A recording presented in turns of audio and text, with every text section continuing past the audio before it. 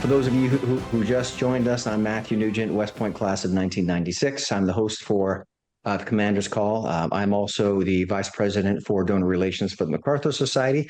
To start our formal session, by way of disclaimer, this is a nonpartisan group, which means that we have people from all parties and different views on major issues. For this Commander's Call, we focus on what unites both parties, all parties, a strong national defense, specifically what relates to West Point and other service academies. Without further ado, I'm going to introduce you to the MacArthur Society Vice President, Colonel Retired Sam Thiessen, USMA 73. Sir, you have the floor. Well, thank you, Matthew.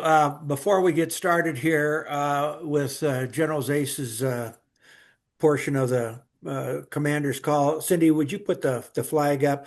We're going to say the Pledge of Allegiance. I'm going to stand. You don't have to if you don't want to, but I'm going to stand and get us started on it, and then we'll get on with the program.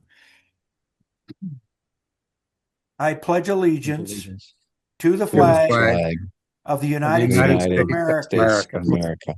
And to the republic for which it stands, one nation, under God, indivisible, with liberty and justice for all.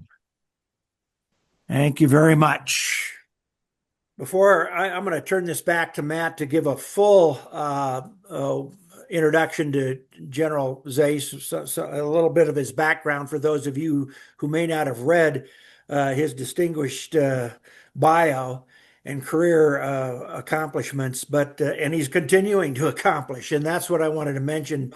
That he is a member of the board of directors for the MacArthur Society, and recently he became a member of the board of directors for STARS, not just a member, but he's the vice chairman of the STARS. And I think most of you know what STARS is and who the folks involved with STARS are.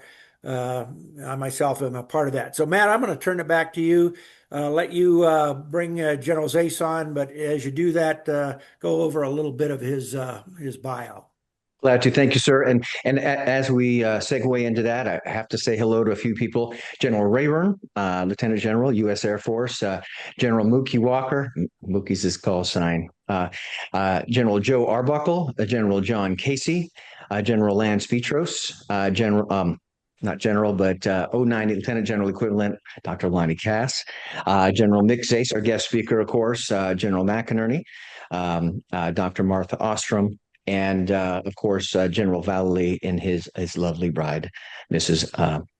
Vallely. So with that, it is an honor to introduce more detail about General Zais. This is impressive. He served as the deputy and acting United States Secretary of Education during the first Trump administration. He was elected as South Carolina's 17th State Superintendent of Education. He also was the Commissioner of Higher Education in South Carolina for 8 years. He was also the president of Newberry College for 10 years. He retired as an infantry brigadier general and had 31 years of service in the United States Army, including service in Vietnam, Korea, Panama, Kuwait. He is a paratrooper and ranger, the class of 1969. You, General Zais, have achieved and lived your life what many of us dream of. And myself included, I'm young enough, I can say that I have a lot of juice in me. Ladies and gentlemen, in the tradition of great speakers of the MacArthur Society, it is my honor to give you the warrior, the scholar, and leader, General Retired Mick Zais. Sir, you have the floor. Thank you. If we could have the first slide, Cindy. So this is what we'll be talking about. The what, who, why of accreditation and why it's important to West Point. Next slide, please. Accreditation is a voluntary, non-government peer review process, and it evaluates higher education institutions and programs to ensure that they maintain quality standards. Accreditation by an organization approved by the Department of Education is a requirement in order to receive federal student aid. And that's the primary reason it's important, but it's not the only reason. Now, there are two types of accreditation: institutional and specialized. Institutional accreditation evaluates the entire college or university. Areas that are examined, or some would say inspected, are its mission, its finances, its governance, its programs, its operations, its facilities, its faculty qualifications, student services, athletics, admissions, financial aid, and just about anything that can be checked will be checked. On the other hand, specialized or programmatic accreditation evaluates specific programs or majors or departments or schools. Some examples would be nursing, education, engineering, law, medicine, and others. I'll talk about institutional accreditation and specialized accreditation at West Point later on in this presentation. Now, the process for accrediting typically occurs every 7 to 10 years, depending on the accrediting agency. For West Point, every 8 years, they must undergo what's called reaffirmation of their accreditation, or simply reaffirmation. This process typically takes about 18 months, a year of preparation, and then 4 to 6 months for what's called self-study, followed by a site visit. The self-study involves a massive amount of work by all the administrators. I'm going to go into some detail just to give you an appreciation for how much work and bureaucracy is involved. Every office, every program, and every department must prepare a report that explains how they are in compliance with all of the established standards that are established by the accrediting agency. And when complete, these reports total thousands of pages.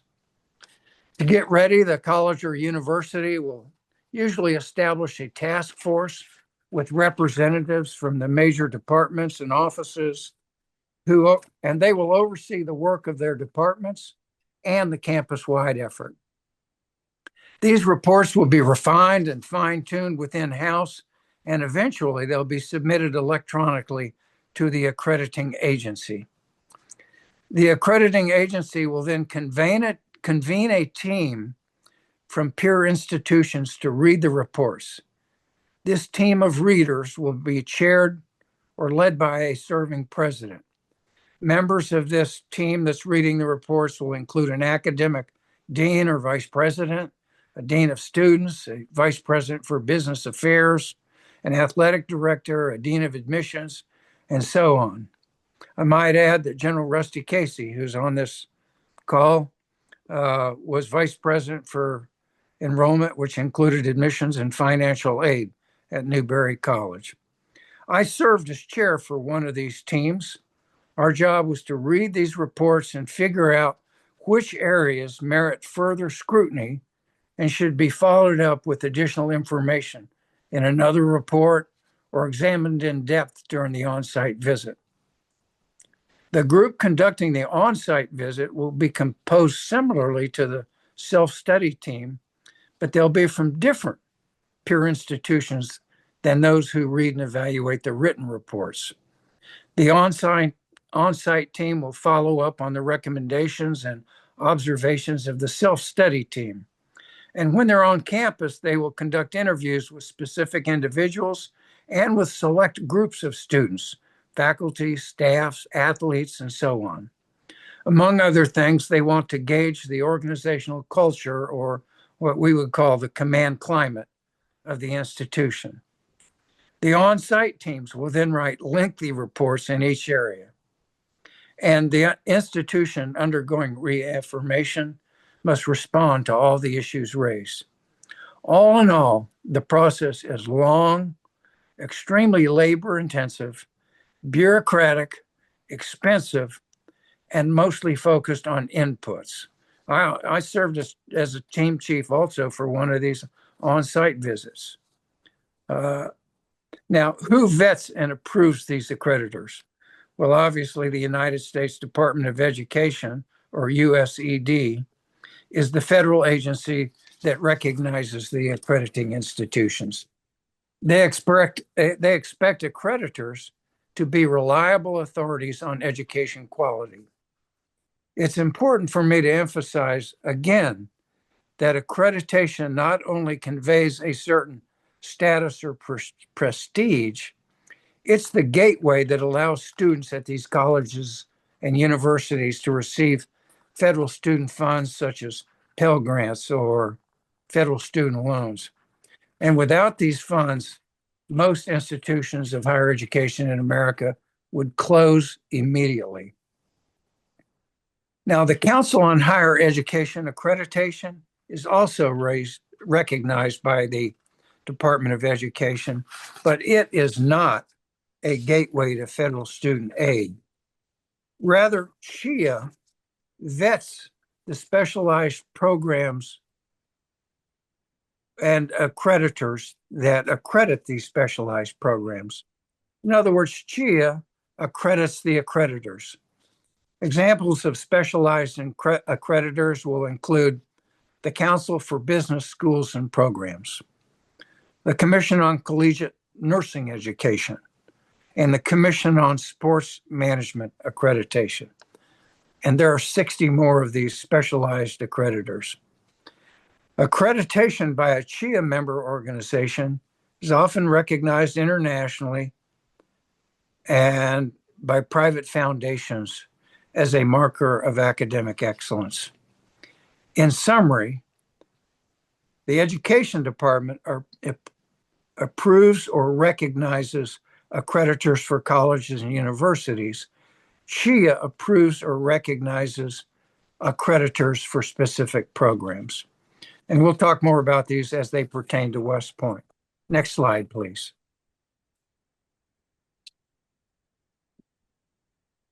The 6 big accreditors are what were formerly known as regional accreditors. And you see them listed here, from New England in the Northeast to the Northwest Commission on Colleges and Universities in the Northwest.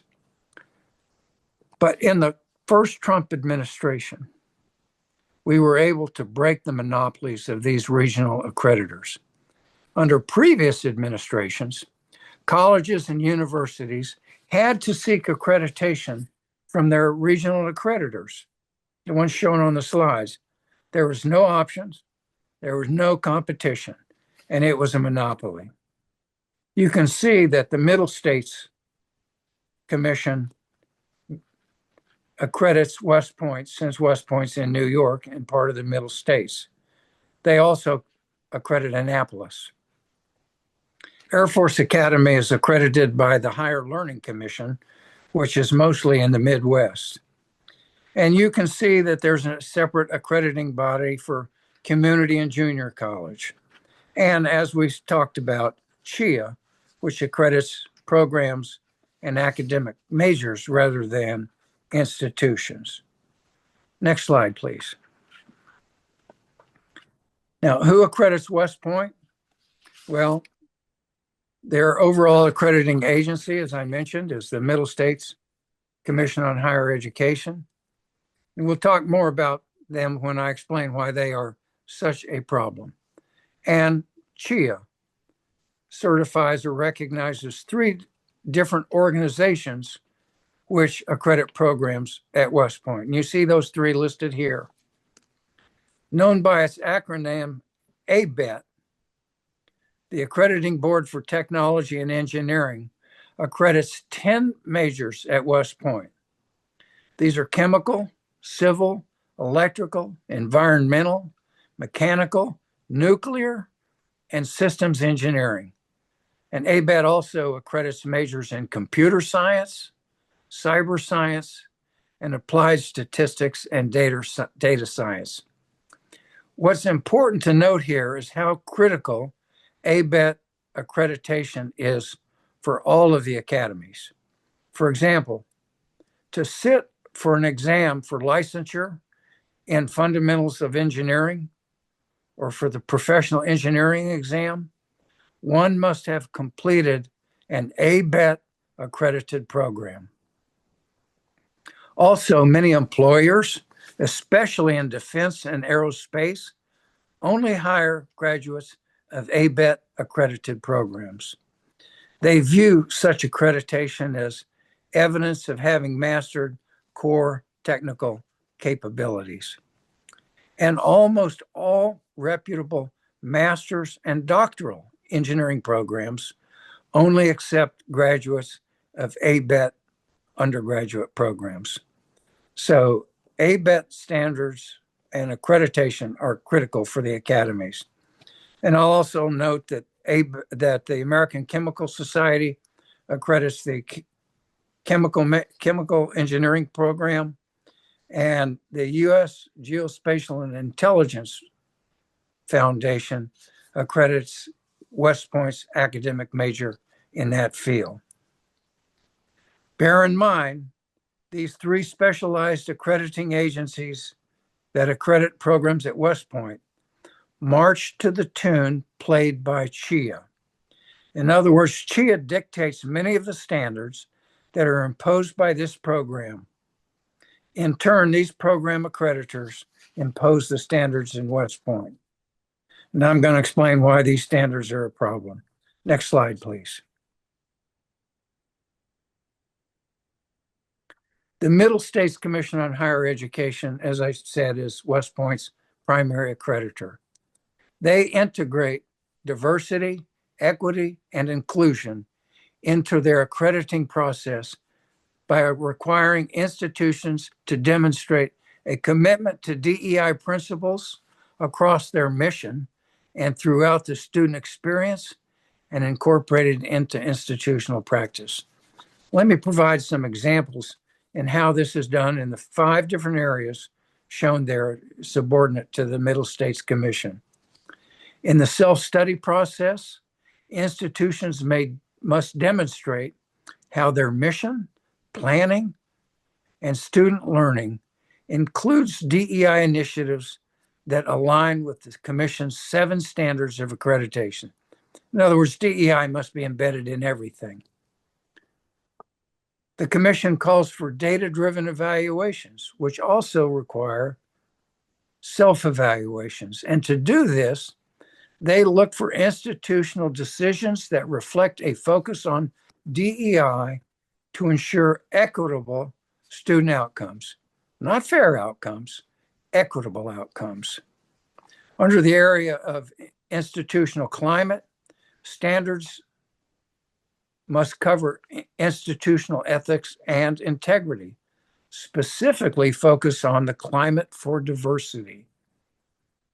Under commitment for equity, the Commission emphasizes the centrality of the student experience that must encourage inclusive practices. And in their examination of admissions practices, they specify that institutions should use diverse factors, not just test scores, to advance the organization's mission. In summary, according to the Middle States Commission, just about everything that the institution does must be done with an eye towards DEI. This means DEI must permeate everything that happens at West Point. The Council for Higher Education is no better.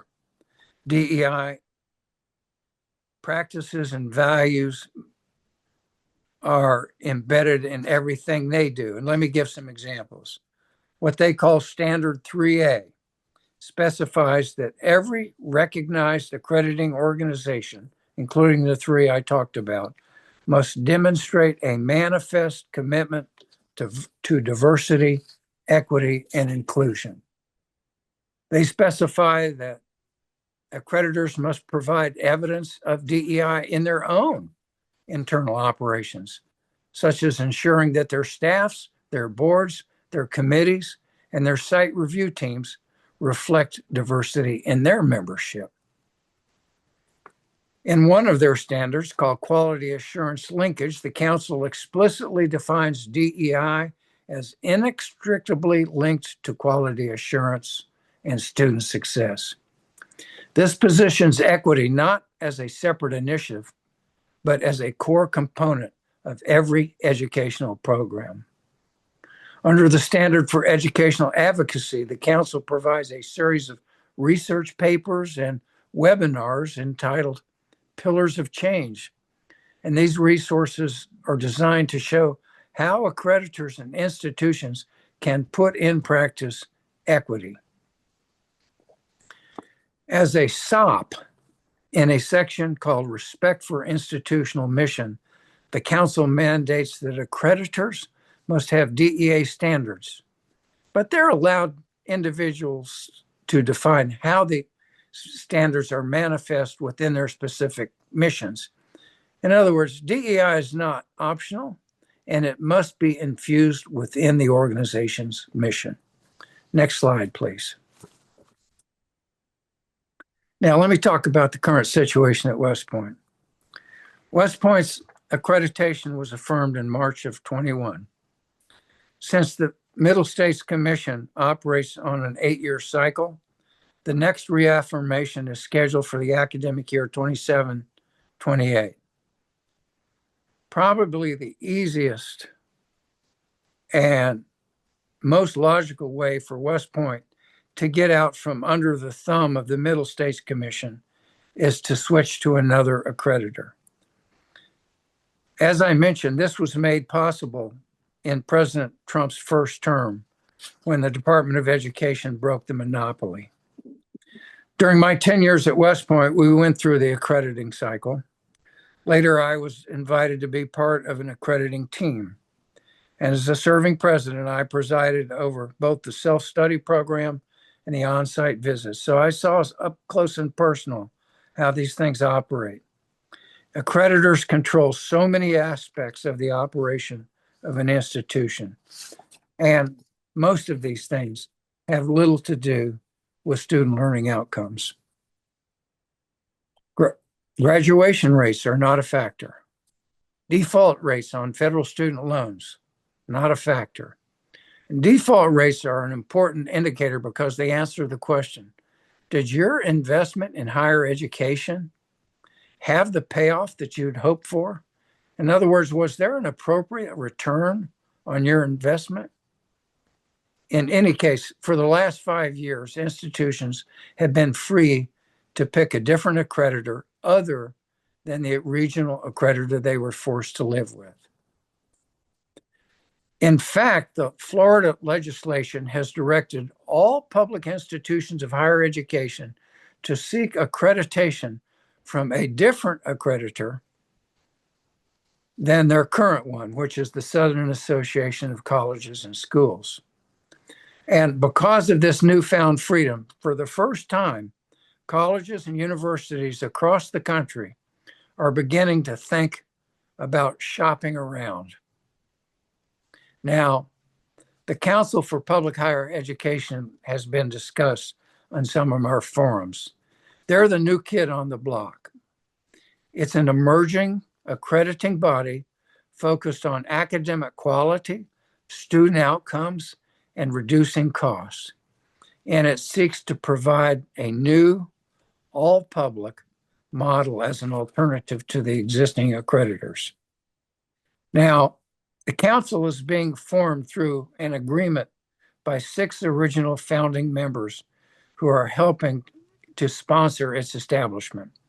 These founding members you can see on the screen, plus inadvertently, I left off the University of Tennessee system, which is also part of this group. All of these are in the South.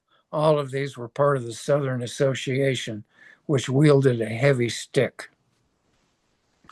The goals of this Council for Public Higher Education include reducing the academic bureaucracy and its attendant expense, to increase responsiveness to the states rather than to the federal government, to focus on a merit as opposed to DEI, to promote viewpoint diversity, and to focus on student learning outcomes rather than inputs and processes. They plan to seek federal recognition by 2027-28. Now, the current leaders of the council include Mark Becker, who's president of the board. He's the former president of the Association of Public and Land Grant Universities, huge organization. He was also the former president of the Georgia State University. I spoke with him on Tuesday and, among other things, told him that there is interest among the Service Academy graduates to a long-term relationship with his organization.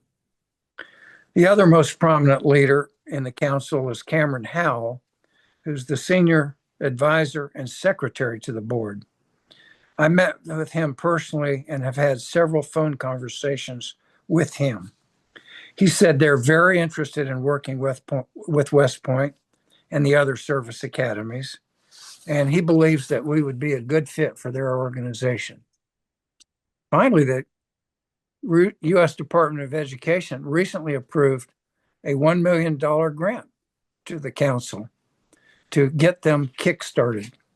So indications are pretty good that this council will be recognized as an approved accreditor.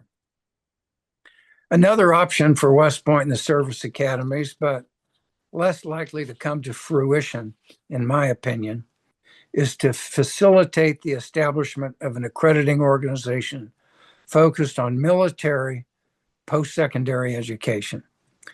Such an organization would accredit college-level institutions that are under the operation of the Department of War, such as the military academies, the staff colleges, and the war colleges. It could include public institutions such as VMI, the Citadel, New Mexico Military Institute, Marion Military Institute in Alabama, Georgia Military College. But I've seen nobody interested in pursuing this course of action. Finally, the Department of War could look to establish its own accrediting body focused exclusively on its post-secondary institutions. It could be done, but if the will is there. But frankly, I don't see that happening either. Final slide, please. Now, where are the potential obstacles? What stands in the way? What are the obstacles to alternative accreditation and moving forward in a system that's focused on DEI and inputs to a system that's focused instead on merit and student outcomes? Well, I would say the permanent faculty is one of the obstacles. Now, understand that people who support DEI and who put into place DEI practices at West Point and the other academies believe in their heart of hearts that it's the right thing to do, that it's to the ultimate benefit of the Army and society, and that it helps right the wrongs of the past. And most of them believe that those who oppose DEI are fundamentally racists, and that racists are intrinsically evil. Now, some of you might disagree with this perspective, and that's your prerogative. But from what I've seen, I believe it's true in most instances. It's also true that in the past, DEI has been embraced by the faculty and staff at West Point. I've seen this in unrepresentative numbers in cadet leadership positions, in the composition of the Corps of Cadets, and specifically in the detailed nitty-gritty of the admissions process and how the whole candidate score is calculated for different ethnic and demographic groups. Colonel Scott McQuarrie, a retired West Point JAG officer, has these data in excruciating details, and he flew to Columbia to share these data with me. Now, I expect also that the majority of the full-time permanent faculty at West Point are comfortable with the current DEI practices, and they've learned how to maintain accreditation under the Middle States Commission.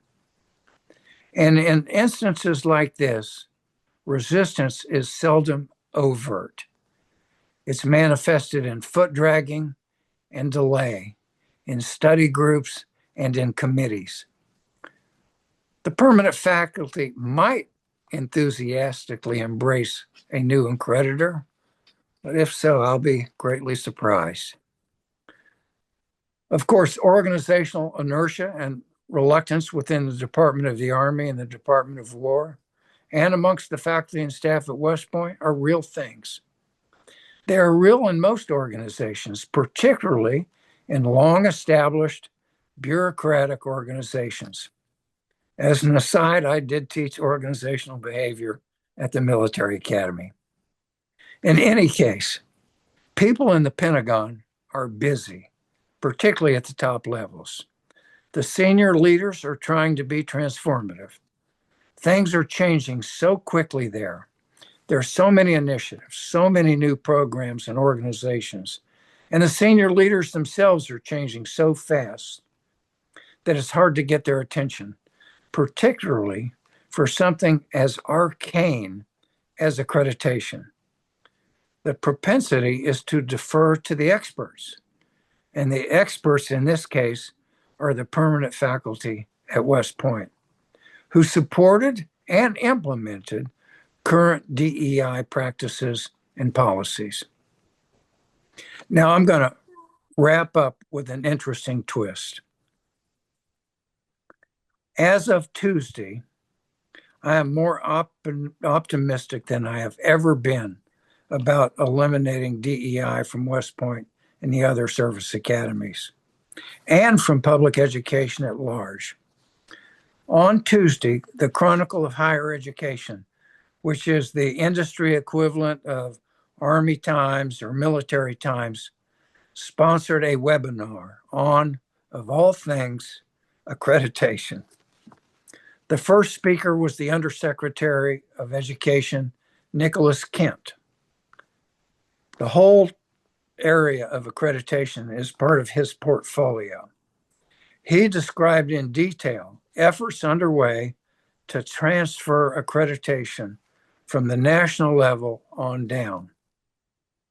The goals of the Education Department align almost perfectly with the new Council on Public Higher Education, which we discussed as a possible alternative for West Point. The new standards for accreditation coming out of the Department of Education will enforce Title IX. Title IX protects women's sports. This means getting biological males out of women's bathrooms, locker rooms, and off of women's sports teams. The new standards will expect accreditors to enforce Title VI, civil rights laws. This means that any form of discrimination is illegal, even if done with good intentions and noble goals in mind. This means a renewed focus on merit to the exclusion of skin tone and ethnic background. Next on this webinar was a panel discussion. Panelists included presidents of two of the former regional accreditors, the Western Association of Schools and Colleges and the Southern Association of Colleges and Schools. The third panelist was Mark Brecker, the board chair of the newly forming council that we discussed. Surprisingly, all of the panelists seemed to embrace the coming changes as described by the Undersecretary. And lastly, I would add that last April, President Trump signed an executive order titled Restoring Accreditation to Strengthen Higher Education. This executive order seeks to achieve all of the things we've talked about. Eliminate DEI, focus on outcomes, increase competition, and strive for intellectual diversity. I'm fairly confident that the draft for this order came out of the education group at the America First Policy Institute, where I served as a senior fellow, and which was directed by the current Secretary of Education, Linda McMahon. So, in my view, change is coming. It's not coming as fast as we would like. Currently, it's part of a process known as negotiated rulemaking. And we know that many people won't like these changes, but they're coming. So, yeah, I'm more optimistic than I've ever been. Thank you. I'll take your questions now. Hey, thank you, General Zais. That was empowering, enlightening, and a little uplifting, I think. This is definitely a nuanced subject that requires someone of, you know, they need to understand it, and you illuminate us pretty well. So we have a lot of good questions coming in. The first one from David Bell, Houston May class of 1971.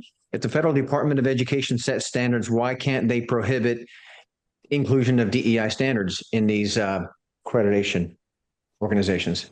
Yeah, and they're doing that, and they're doing it through.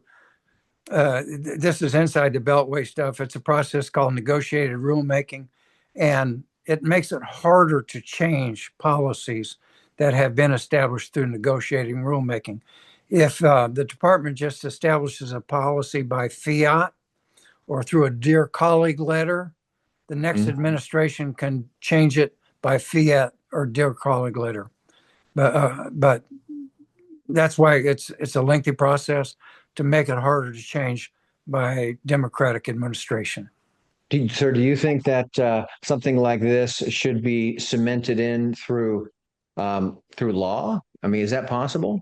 Well, a good part of it is because, as I mentioned, Title IX is federal law, and that protects women's sports, and the interpretation that sex extends to gender identity is absolute nonsense. Sex is a biological concept.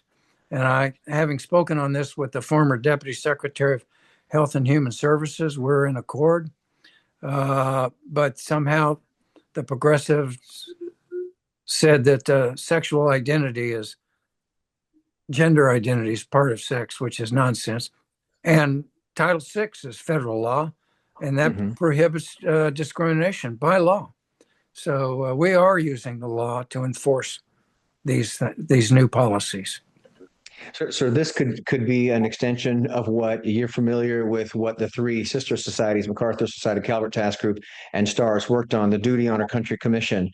And one question that came up during those workshops was, why can't we make ideas like that this illegal? Now, and the answer is because you have to use good ideas. America's good at killing bad guys, not very good at killing bad ideas, which you answered part of it. Some things we can make illegal through Title IX, Title VI, which segues into Brigadier General Retired Christopher Mookie Walker's question of educating people. Some changes you can make through law, some things you just need to educate. His question is, I've noticed a lot of parents of Service Academy cadets and midshipmen fearing lack of accreditation if the service academies reduce to civilian professors. We need to explain that the service academies have produced Rhodes Scholars, U.S. presidents, senators, congressional reps, and captains of industry for many generations before civilian faculty existed. What are your comments on that, sir? Yeah, well, the civilian faculty will tell you that you risk reaccreditation by getting rid of civilian faculty. But that's total nonsense. It's just, that can't be enforced. And if we go to get our accreditation from this new council that we've discussed, that will not be an issue. Okay. So there are a couple here. Eric Vogel, U.S. Air Force Academy 73. If the Department of Education goes away, who would, quote, vet and approve, unquote, accrediting commissioning agencies? Yeah, I don't see the Department of Education going away. Maybe it's an agency, not a department, which I think would make sense. We want to spin it off. There's a huge civil rights bureaucracy in the Department of Education that belongs in the Department of Justice. Federal student aid has 43 million student borrowers right now. All of those loans are being administered by the federal government. And the total outstanding balance of those loans is $1.6 trillion. Might be up to 1.7 now, which makes it the biggest loaning institution in America. And that organization is not run by financiers and bankers. It's run by bureaucrats and educators. We need to establish a separate organization like the Federal Deposit Insurance Corporation or Freddie Mac or Freddie Mae that's run by experts. And that shouldn't be part of the Department of Education. That should be run by financial people. Grants ought to be bundled and given to the states so they can spend it in the areas of greatest need. In some states, it's assisting students in poverty. In other states, it might be helping with reading scores or test scores or advanced programs. But the states know where they need money, and that shouldn't be dictated by the federal government. So a very small office to bundle all the billions of dollars in grants. So, sir, you talked about decentralization of the loans. Decentralization prevents cultural Marxism from taking hold at the systemic level. So your idea makes practical sense, and it makes sense to keep the enemies of America from getting into our systems. So Sam Thiessen, USMA 73, asks, equity as a term by itself is not a divisive issue, but it seems that as part of DEI, it has gone from meaning equal opportunity to equal outcome. How can we, if we get these accrediting institutions to return to a focus on opportunity and not educational outcome? Yeah, you're right. Every time I use the word equity in my presentation, I was referring to equal outcomes, not equal opportunity. And that's part of Title VI, which is the federal law that will be enforced and can be enforced. And the Department of Education is in the process of enforcing it. But, the federal government doesn't move quickly. And we've got a lot of people in office, particularly at the lower levels, who do not believe like we do and supported and implemented these DEI policies. And we have to get rid of those people. And we're in the process of doing that. So I think it's going to come about that there'll be a renewed focus on equal opportunity, not equal outcomes. Okay, so you said in your presentation, quote, they believe in their heart of hearts that DEI is a good thing, or the right thing to do. And those who are against it are racist and evil. I paraphrase some of that quote.